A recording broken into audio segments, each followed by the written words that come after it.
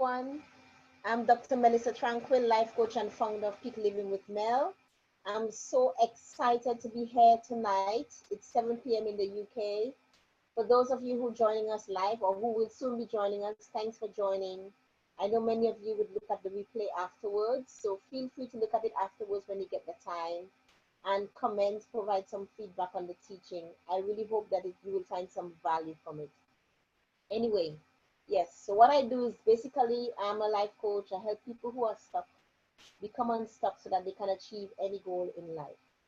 And there are many reasons that people become stuck. And some people are stuck on in not just their career goals, not just perhaps financial goals, but some persons also become stuck as parents. In their struggle to become a better parent, perhaps because of some of the things they may have experienced in their past, perhaps because of their own limiting beliefs and their own fears that they're confronted with every day, it inhibits their ability to see themselves as a good parent, and they become stuck. And another thing too is that children, as they grow, and children go through different stages in life, as they progress through these different stages, we too as parents have to change to try to find ways to effectively deal with them and continue to nurture the relationship with them throughout the different stages that they're growing. So we're here tonight to talk about 14 tips for super parenting. And we actually had 20 tips. And I would have loved to share them all, but I probably would have kept you here for 2 hours. You might have to look at the video in 2 parts. So we kind of cut it down to 14 tips for super parenting. And how this topic came about is a couple weeks ago, we asked members of the group to share topics that they would like me to speak on. And we got some great suggestions, and we actually had a Facebook webinar, a webinar live stream to Facebook on each of those topics. And this is the last one in the series that persons would have liked me to teach on, which was parenting. And it is entitled 14 Tips for Super Parenting, How to Nurture Winning Boys and Girls. So let's start first by asking this question. What does parenting mean to you? Excuse me. What does parenting mean to you? For any of you joining me live, I won't be able to see it because I'm streaming from Zoom right now, but still feel free to drop a comment while you're watching the live video. Have you ever asked yourself, what does parenting mean to you? I mean, let's face the reality. There are some persons, they've been living as a couple, and perhaps they've been living unmarried, and then suddenly a child comes into the mix. Or perhaps they've gotten married and they're enjoying their life, their wedlock, and then a child comes into the mix, and suddenly it changes everything on the scene. And they find themselves to become first-time parents. And it can happen that we become parents without even thinking about what parenting really means to us. So that's why I want you to consider this question. What does parenting mean to you? And sometimes it's a difficult question to ask because we're overwhelmed with love for our children. But what parenting means to you will influence how you approach parenting. It will influence how you deal with your kids. It will influence everything that you do and the decisions that you make as a parent. Let's use an example. For someone who have never really given it any serious thought and put themselves first, and have never really considered what their role as a parent means in the life of their children. What happens, their decisions, their actions, and everything that subsequently follows is one where they put themselves first. But what does parenting mean to you? Are you a friend of your child? Or are you responsible for training a child into an adult that can adapt and cope well and behave accordingly in society?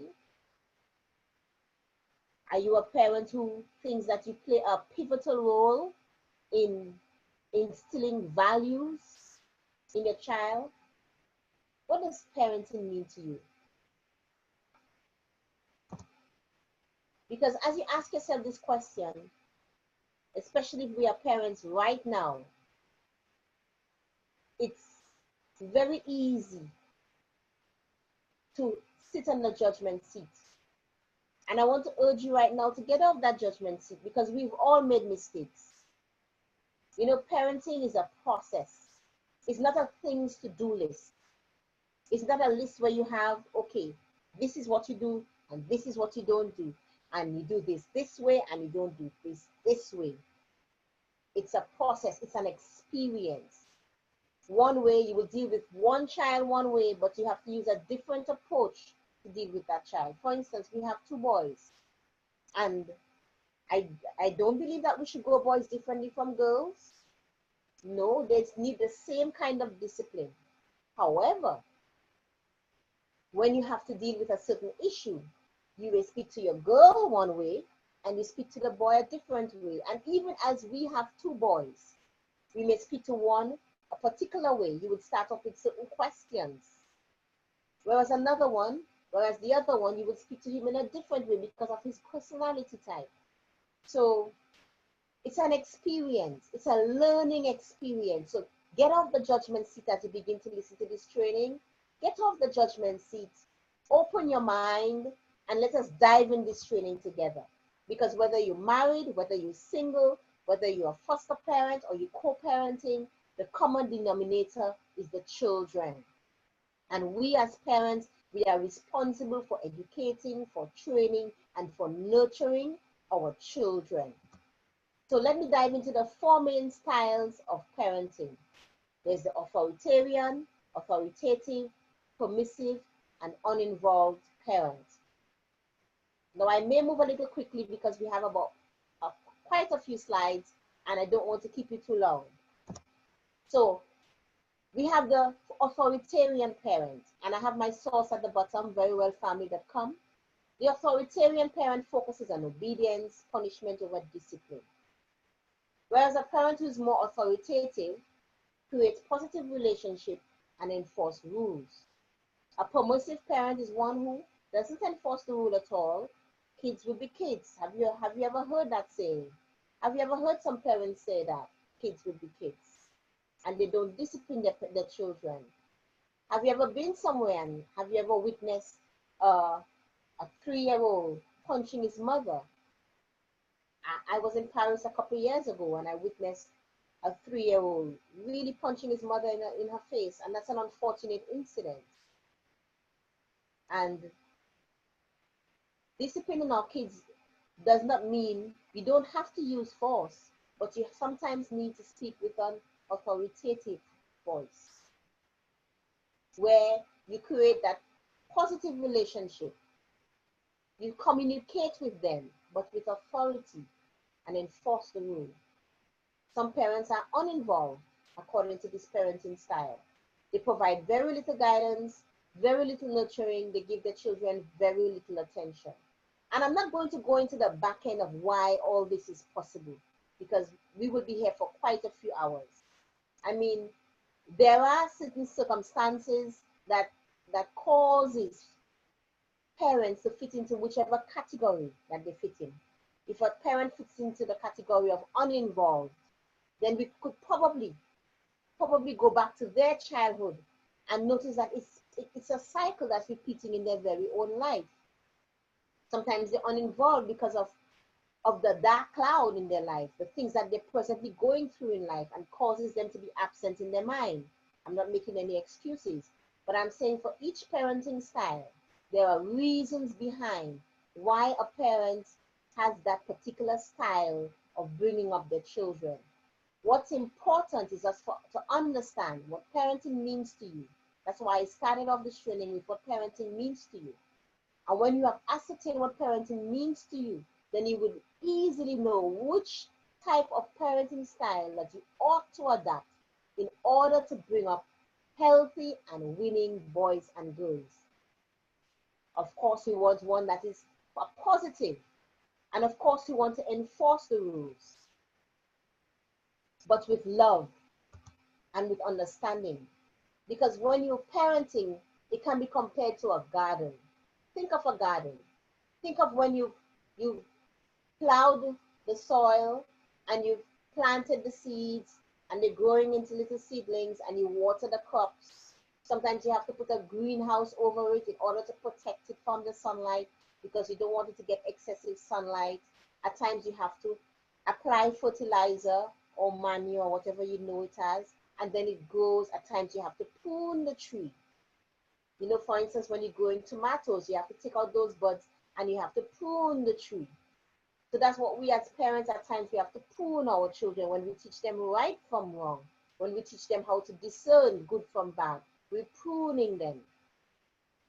And there are times we have to put a stick to prop up the tree because, you know, we want that tree to grow strong and we want that tree to grow healthily and we want that tree to flourish. So hence we put in a stick and we're tying that tree onto the stick to prop it up so that it can grow correctly and grow towards the sunlight.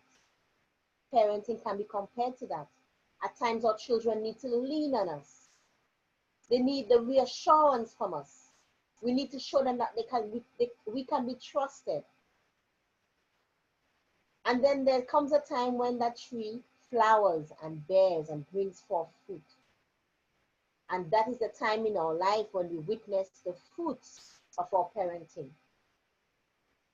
And yes, we know the story that there are times that some children go astray. But I'd like to say one thing today.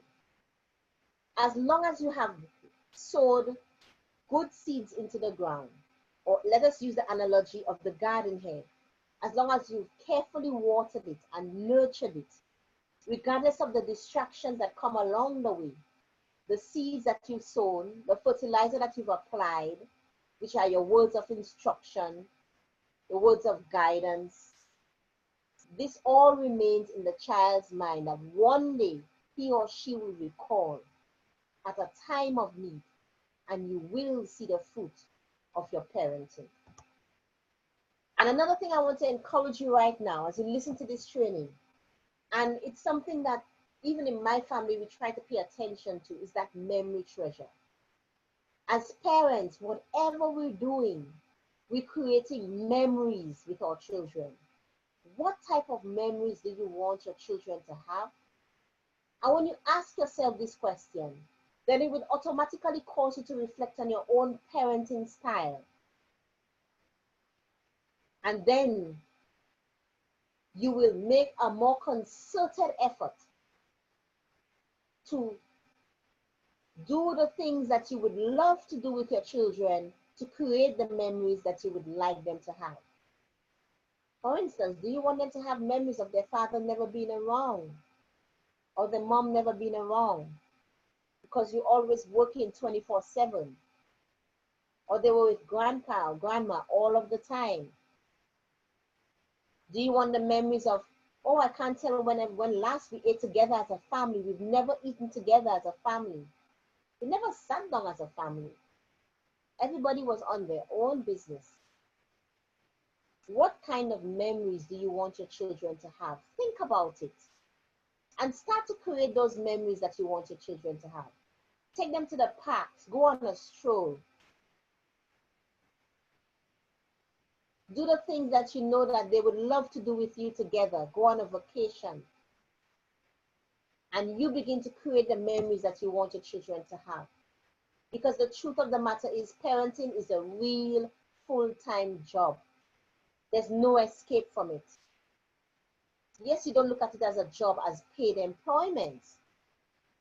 But it's a job that you don't get away from. You rise every morning, throughout the day, your minds are on your kids. You come back at home in the afternoon, and even while you're at work, you're pondering on the things that you need to get done for them. It's a real full-time job. That's the truth of the matter.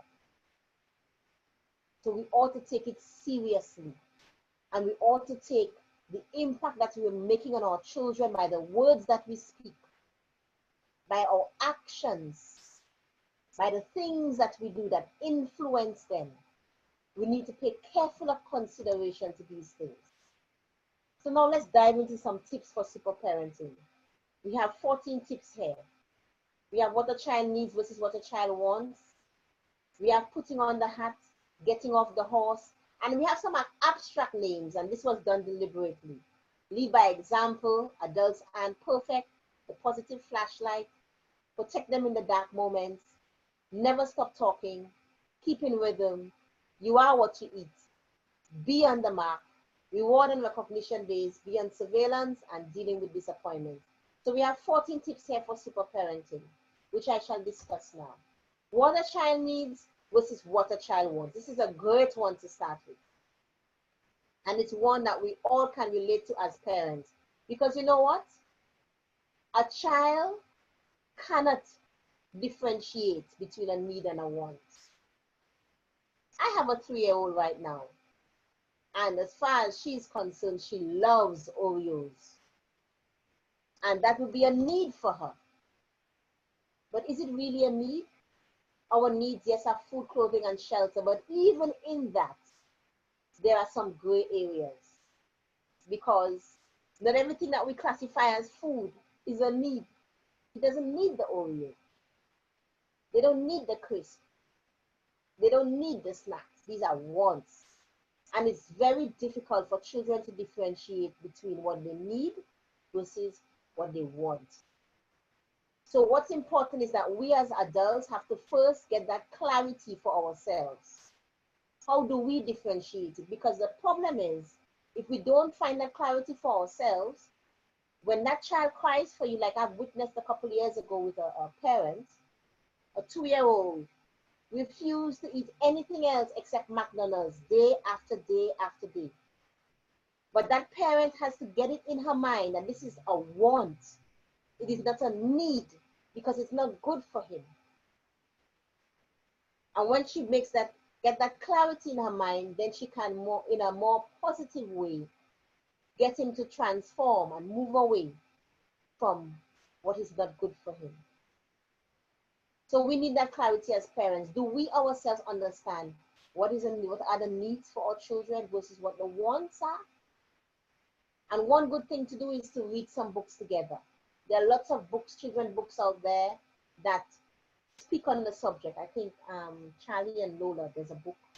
You can go shopping together. I often do that with my kids. And we shop together and they put the stuff in the cart together and we discuss it. What's a need and what's a want? You would like to have this, it's a want. Sometimes you give them their wants, but not all the times. It's up to us as the adults to put the barriers. And then when kids become of a certain age, you have them pay for their wants. And as a parent, you have to know when it is important to say no, when to put your foot down, and know that you cannot give them that want at a particular time. So that's the first thing we need to pay attention to. That's the first tip. Create that differentiation between what a child needs versus what a child wants.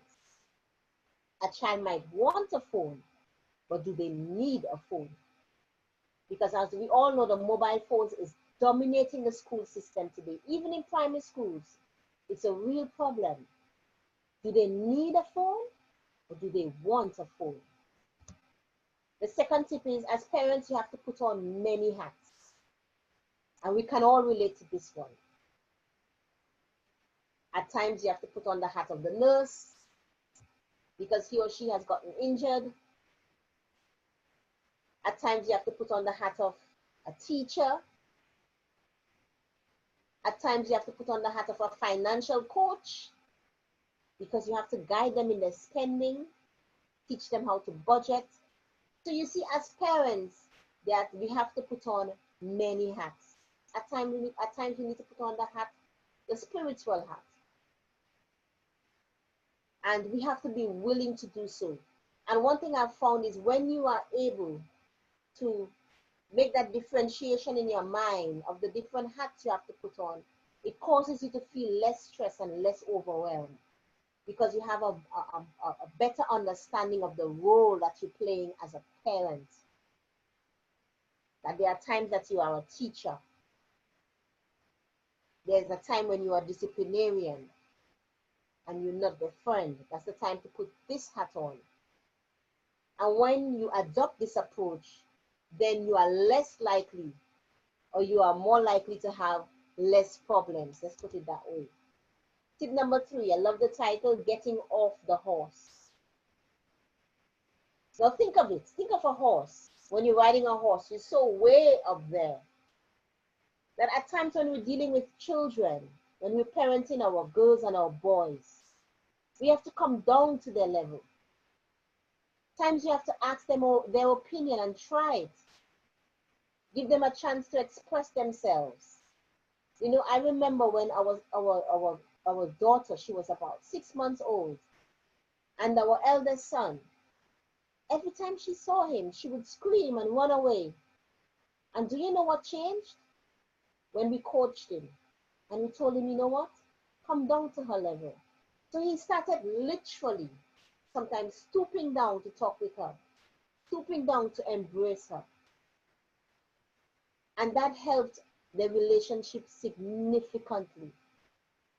So even us as parents, at times, we need to come down to their level. We need to play with them. I remember when I became a parent, my first child, and true story, not ashamed to say so, and I would marvel when I had my first child and my husband would be playing and the child would be laughing away and laughing and laughing and playing, and I'm like, because I couldn't play. It was easy for me to teach. It was easy for me to read for him. It was even easy for me to play constructive games with him. But I couldn't tickle him.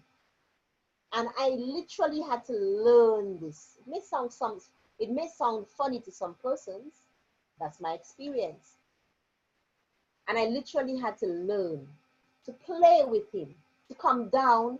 I felt it in my own mind. I felt what it meant to come down to his level. And that strengthened our bond. And another thing too, getting off the horse, we have to try to always ensure that we're practicing effective listening. How many of you have ever been with your child or children and they're talking but you're not really listening? And when they're through and they said, okay, mommy, so and so and so, and you're like, what did you say? Can you just repeat that for me? Because we're hearing them, but we're not practicing active listening. We're not really listening, and it is something that we do as adults, sometimes even at unawares. So let's get off that high horse. Let's come down to their level, and it will strengthen your relationship with your child. The 4th tip is to lead by example. It's very easy to have double standards as parents. We can't be saying one thing and doing another. So hence, when you are a parent, you are also required to scrutinize yourself, examine yourself, and ensure that the rules that you are imposing in the household, that you are also obeying the very same rules. Tip number 5, remember that adults aren't perfect, and neither are children. Now, for this tip, I just wanted to share a quick story. It's a story by Dr. Steve Silvestri. Well, actually, it's a story that he took from W. Livingston Leonard. It's a 1920 story, poem entitled Father Forgets. Now, I can't read the whole thing because it's very long, so I just tried to sum it up in my own words. Father Forgets. So basically what it says is that a father crept into his son's bedroom as he sleeps because he felt a wave of remorse. He felt guilt. And he came and he sat by his bedside. And he was thinking of all the times he was cross at his son. How he scolded him as he dressed for school. And he tasked him for not cleaning his shoes. And then he called out angrily when he threw things across the floor. And then he found fault at him when he was having breakfast because he spilled things. And then he gulped down his food. His elbows were always on the table. He always put too much butter on his bread and he had to keep talking and talking and talking. And then he remembered when he was on his way to work, as he was about to board the train, that the little boy shouted, "Goodbye, Daddy." And the first thing that came to his mind was, step back, keep your shoulders back. And then he went to work, came back home, and he began all over again. And then this dad sat down in his library, reading his paper. And the little boy came into the room with hurtful eyes. And you know what? He snapped. What do you want? And the little child just hugged him and gave him a kiss and ran upstairs. But as he left, fear came over the dad. He became fearful. Why? Because he said to himself, what has habit been doing to me? I'm referring to my notes so I don't forget it. What has habit been doing to me? Because he got into the habit of finding fault, the habit of reprimanding his children. And that was his reward to his son for being a boy, of always finding fault and reprimanding him. And it wasn't because he didn't love him. It was just because he expected too much of his youth. He was measuring his son by the same yardstick of his own years. And that is what we mistakenly do as parents. We measure our children. We deal with them. We discipline them. We expect so much of them because we're measuring them by the same yardstick of our own lifespan. And it's impossible.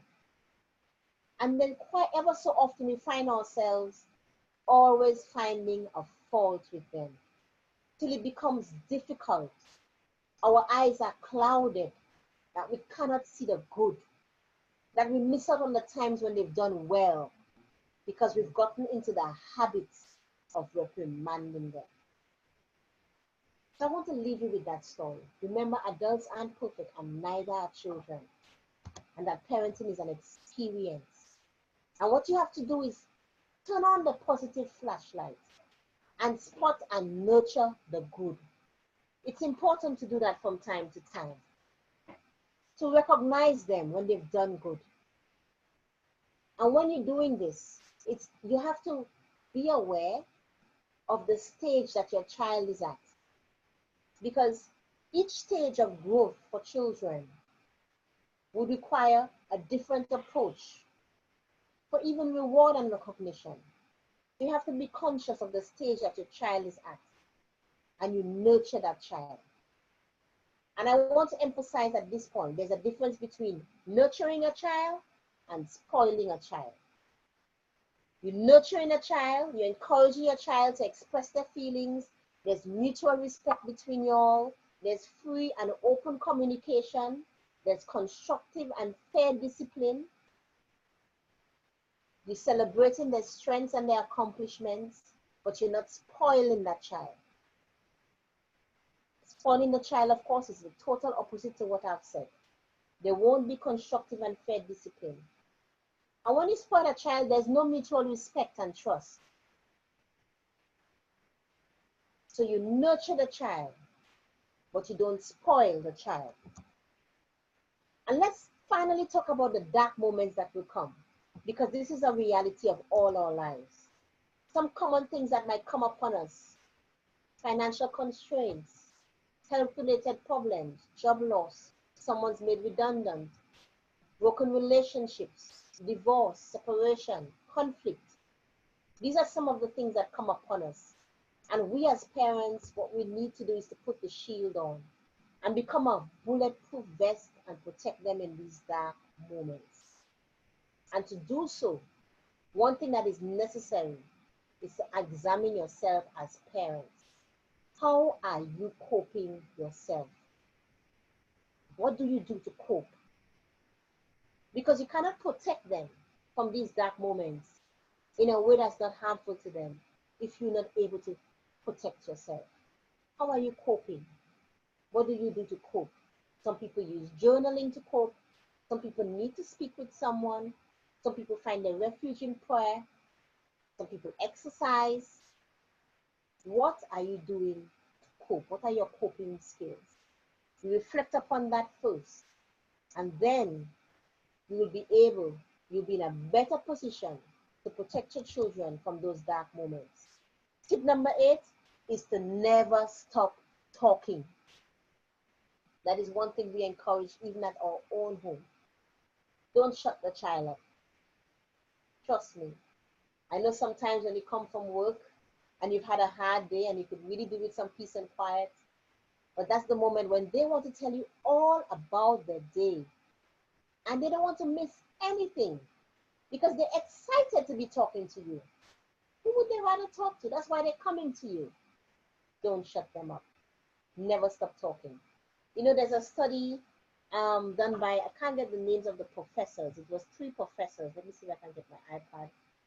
And what that study found was that parents who communicate with their children more, the children will improve their communication abilities and they will relate better to the people around them. I wonder if I can find that study.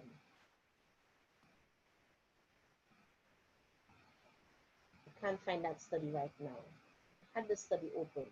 But it was a study with a sample of 100 parents from Romania. I know it's under the supervision of Professor Uzumbulu.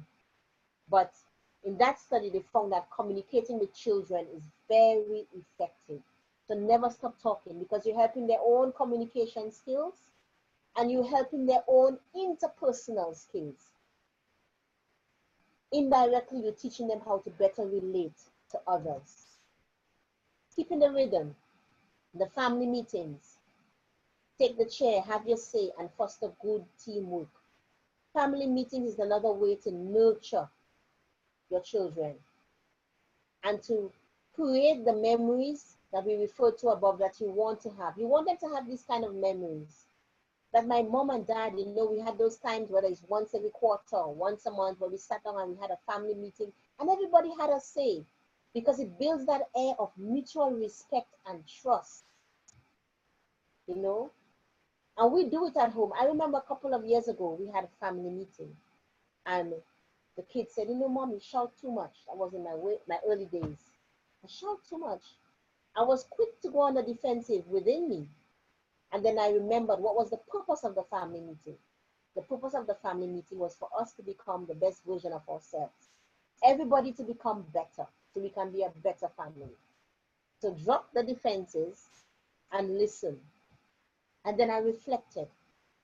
And when I reflected, I realized, yes, I shout too much because I was stressed from doing my doctorate. I was overwhelmed. And what was required now was for me to reflect on how I can change and become a better parent. And I'm sure if you were to ask them now, they will definitely tell you I don't shout like that anymore.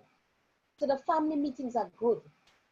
And take the chair and give them a say. Everybody has a say at the table on what they love. 3 things they like, 3 things they don't like.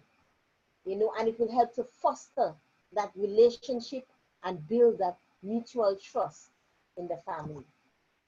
Another tip that I wanted to include here is a fundamental principle, is you are what you eat. We need to pay attention to dieting. From the time my kids were young, I started giving them broccoli. That they love broccoli now, till now. Because if we don't start from early, we will struggle in giving them the right foods to eat. And there's a saying that depending on what you eat, it influences how you behave. And it's true. Think of giving the children a dose of sugar. How do they behave afterwards when they get the sugar high and the sugar rush? They can't sit still. They're screaming and running everywhere. So what you eat, it does influence you. So I will urge you from now to start to pay closer attention to what you give your kids to eat. And how much and how often do they eat it? Now, little children, little concerns. Big children, big concerns. And I bring this here so we see the transition. Because as the children grow and they become older, now our style of parenting, though we remain authoritative, where we're giving that positive, building that positive relationship with discipline, But we have to change the way that we do things and the approach that we use, because they're becoming much older, because they're encountering more bullying and peer pressure. They're in groups and out groups, so they might tend to feel insecure. There's so much confusion because of the changes they're experiencing in their body. There may be a tendency to see behavioral issues when they're going through the puberty stages at home. They might start to steal and lie or follow the bad company. And these are some of the issues that we need to talk to them about. We need to prepare them for, teach them how to deal with it, what they should do in the event that certain things happen, to help with their own coping skills. And then you do that by being on the map, continuous coaching, teaching them about right choices and the importance of discernment. Now, when you're coaching children, it's good to think about, what do they want? What do they need? What do they need? We know that children need attention. They need to be heard. They need your trust, your acceptance, your support, your recognition, security, motivation, to know that you're pleased with them. At times they want reassurance. So as you're coaching them, you're considering the things that they need, and you're nurturing that relationship. And of course, you have to teach them about the right choices as they become those young teenagers. There's a tendency in society to train girls differently from boys. And I don't think that's right. Because girls too go through bullying. They go through the peer pressure. They feel insecure because of the in and the out groups. They too have the confusion that they will experience. They too can follow bad company, can start stealing and lying, and begin to have different behavioral issues at school. They shouldn't be treated any differently. But we should all nurture our boys and girls with love, encouragement, but with constructive and fair discipline. And let's talk about rewards. Remember the story about Father Forgets that I recently shared. He got into the habit of reprimanding, and it's easy to miss out on rewarding and recognizing them for changes. When you've noticed that they've changed, when you've noticed things that they didn't used to do, that they've started doing, some of the things that they're supposed to do, they've started doing, some of the things that you would have liked them to stop. Only after a while you realize, I can't tell when last he did that. He has stopped it. He has changed. Show appreciation. When they've helped around the house, when they've done a chore well, show appreciation. It's important to recognize them. As parents, it's very easy to fall into the temptation to compare our kids to others. And it's a very unfortunate thing to do, because we're building that unhelpful thought in their own mind of comparing them. Look at how Jack or Jill is. But instead of comparing them, recognize their own strengths, recognize their own abilities, recognize their own accomplishments, and show appreciation for that. Keep surveillance. Establish schedules. This is absolutely essential for all ages, girls and boys. Have a schedule for recreational time. Have a schedule for talent development time. Whether it's the art or the piano, reading challenge, we do this one at home. Sports and activities, family bonding time. And the last thing I want to emphasize is to monitor the phone usage. Surveillance, that is tip number 13. Surveillance. I was watching a BBC report last week. When I wasn't watching it, I was doing something in the house and the television was playing. And I wish I'd paid particular attention, more attention to the report. It was afterwards when I heard what was being said, then I stopped. Because they were interviewing secondary school children. I can't remember if it was primary school, but they were young. And there's this little boy sharing that he's up all wee hours of the morning because each time his phone dings, each time he gets a notification, he has to check it out. because he'd be missing out on the conversation. Wee hours of the morning. And the consequence of this is that he lacks sleep. And the report was, I think they were speaking to a sleep doctor. He helps people to sleep. It has become a problem in society that children are going to school with, with, with, with insufficient sleep. So monitor their phone usage in addition to everything else. In addition to the computer time and the Xbox time, everything else, monitor particularly the phone usage, because right now, for instance, the secondary school that my children go to, they've recently changed the school mobile phone laws, regulations. Before, they used to be allowed their phones and they could use their phones during break and lunch. Now they no longer allow their phones. Their phones must not be seen at all in the compound. If it's with them, it must remain in their bags and off, because it has become a problem. You know what they noticed? And I'm very passionate about this issue. What they've noticed is that, and even my kids spoke about it, they were like, Mom, it's amazing, lunchtime, nobody's talking. Everybody's head is literally down and into their phone. No communication. Forgive me, I'm passionate about it. No communication. And we all know what would be the repercussions of such behavior if it continues. So I urge and encourage you, if this is a matter that you've been wanting to deal with in your home, deal with it now. Monitor their phone usage. You can give them the phone if they are allowed the phone at the age they are, and you take it away at a certain time.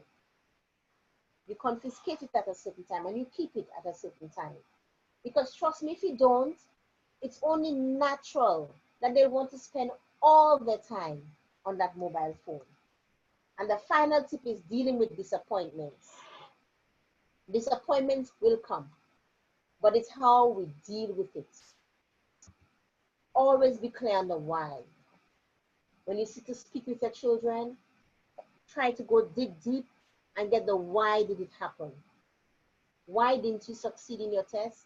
And you know, when you coach them in that way and you ask questions, ask a lot of questions.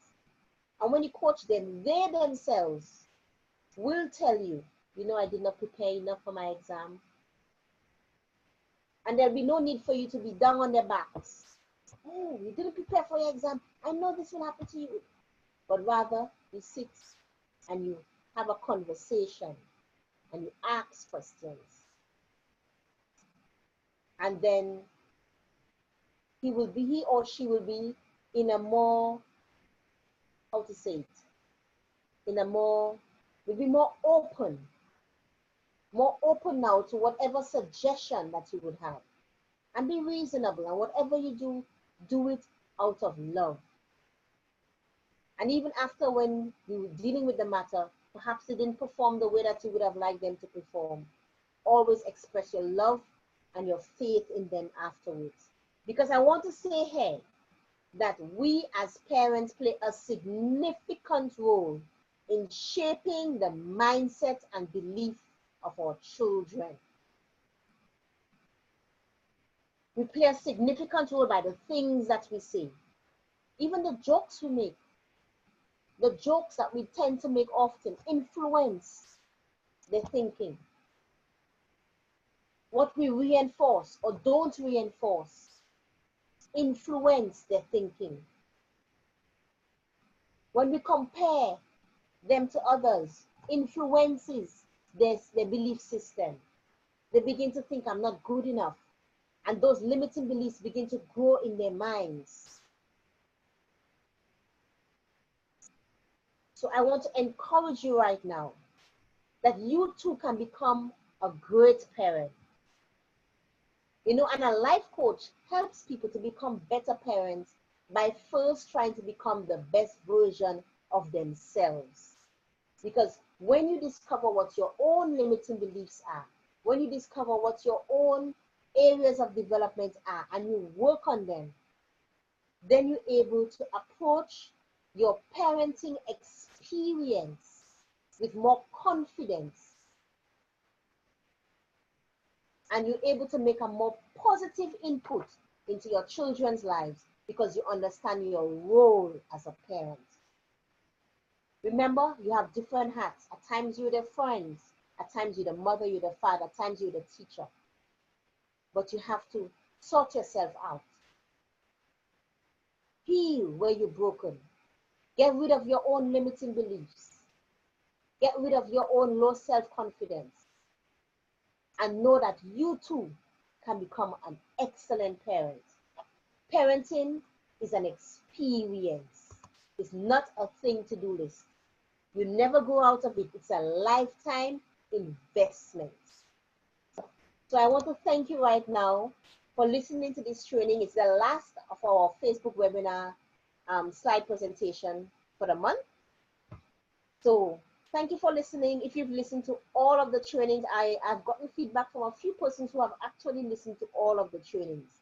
And I want to thank you for doing that. And I hope that you find some value from this. And we can even go deeper still. But of course, that will take us another hour or two. I'm sure you're tired hearing my voice. So you can connect with me here, www.peaklivingwithmel.com. You can connect with me on Twitter, on LinkedIn, or Facebook page. Also, follow our YouTube channel. Our YouTube channel is small and it's now growing. But hit subscribe and follow our channel because we have some great things in store. We have some exciting things coming up in a couple of weeks on our YouTube channel. So hit subscribe.